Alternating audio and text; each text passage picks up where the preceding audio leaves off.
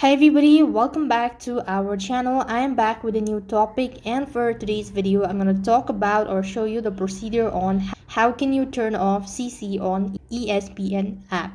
So CC basically means turning off.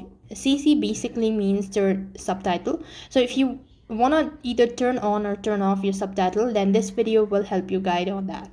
So first thing, I'm gonna go ahead and open up your ESPN app. When you're logged into your account, this way it's gonna look. So here you want to go ahead and open up the particular content and where you actually want to turn off the CC. So this is gonna be default. That means when you turn off subtitle for a particular content, it's gonna be turned off for entire content.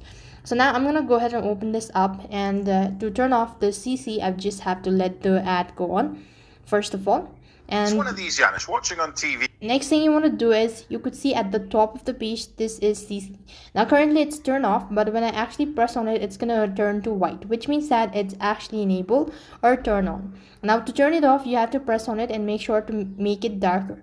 So this way you could go ahead and turn off CC on ESPN app. That's all for this video. I hope the video was helpful. Make sure to like, share and subscribe to our channel. Thank you for watching. See you in the next video.